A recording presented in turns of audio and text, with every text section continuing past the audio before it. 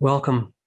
Today, I'm going to be talking about shame and all the little children of shame, judgment, incrimination, self-loathing, and how this is a very big piece of trauma. We're all born with shame systems, but trauma makes it much, much worse. So we're going to talk about what shame is. We're going to talk about how it impacts us. What can we learn from shame? And most importantly, how can we heal shame?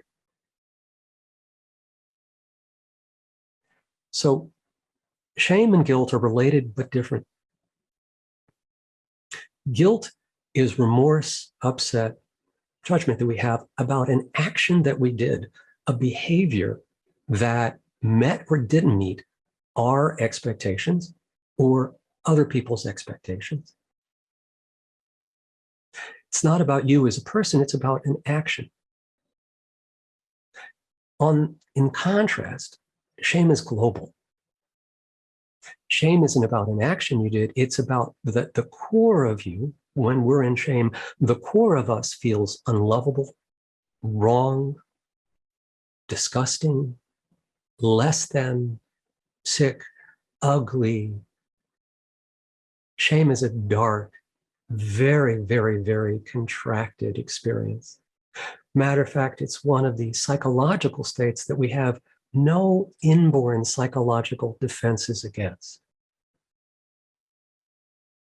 Evolutionarily, shame is thought to be a messenger emotion, like all emotions are, that in particular warns us about violating rules, taboos, or norms of our tribe, our clan, our group. When we were, as hunter-gatherers, living in groups with other humans, if we did something that got us shunned, ejected from the group, it literally would mean death because people didn't survive very well on their own. So wired into us, along with shame, is that there is this tendency for shame to direct us against doing something that could cause banishment or shunning, either from our community or more likely from important relationships. Shame is an emotional and physiological experience. It is overpowering. The essence of shame for most of us results when someone who is very important to you, a caregiver, a parent, breaks or ruptures the relationship. They break the contact with you.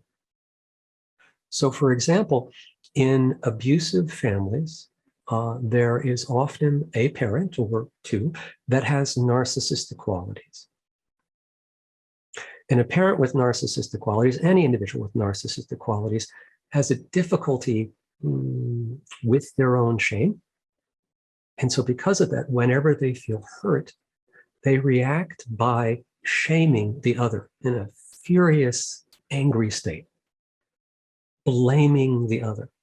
So if you were growing up and having a parent that was narcissistic and they got hurt or irritated or frustrated by something you did or said, they wouldn't just express, oh, I'm frustrated or irritated with that. They would say it in a shaming statement. You're a horrible child. How could you possibly say that to me? How could you possibly do that after all I do for you? But the other piece of this is in shaming relationships, there is often a tendency to give a cold shoulder response. So if you are not agreeing or satisfying a parent's needs, the parent will withdraw their affection. They'll give you a cold shoulder. And I've had many folks I've worked with over the years, students and clients, talk about how their mother might not talk to them for days or weeks after they got into a fight, or that they would regularly do this with other members of the family as well. But when we're young and that happens, we don't know that the adult who's broken the relationship may come back. We don't know that they may forgive us, that they may let go of their anger.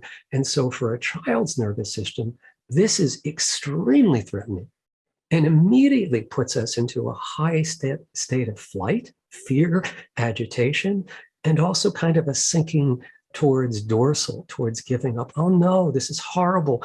What can I do? Come back. Don't go away.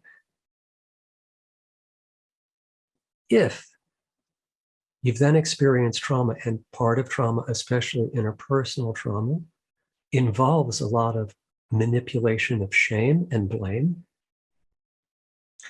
then what happens is these normal shame circuits are built to a very high and strong quality.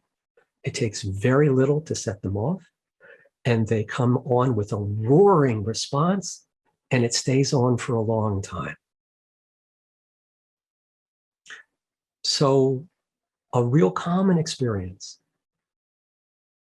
for people who've experienced trauma is an abiding feeling that there's something wrong with them, that they're different, that they're less than, that they're broken, that they're messed up beyond all repair, that there was never anything good in them. These are all expressions of shame, of this belief, this sense that we are to our core rotten or bad or wrong.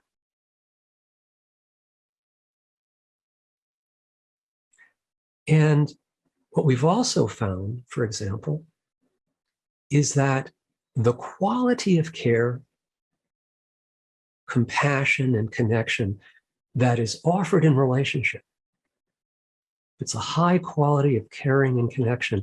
It has an impact of soothing the grief systems in the brain, the panic, the fight or flight response in the brain.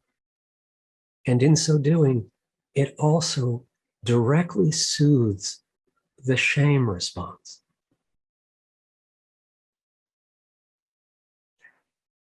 Some signs of shame are universal. And one of the things that's very common when people feel shame is they break eye contact.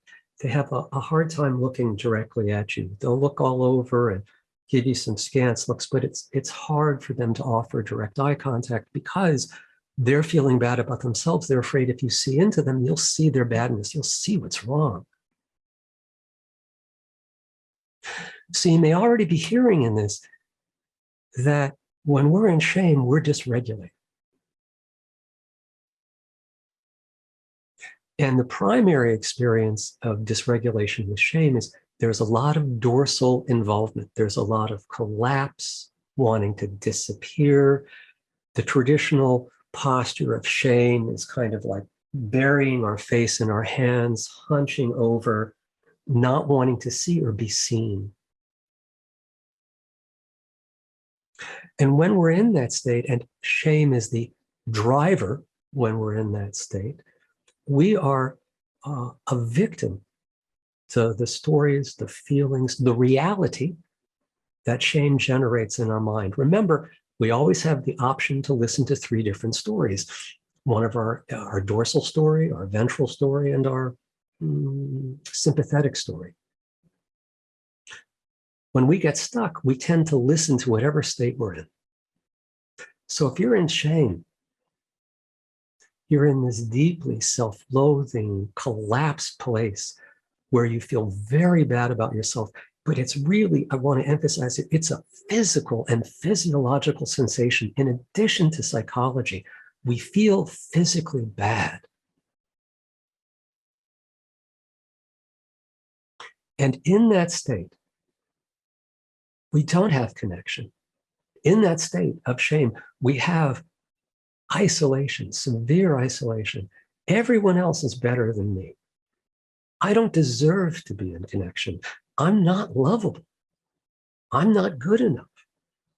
Don't get too close. I'll never get the relationships I want, so I try. So shame, when we're in that state, keeps us a lot of the time in dorsal,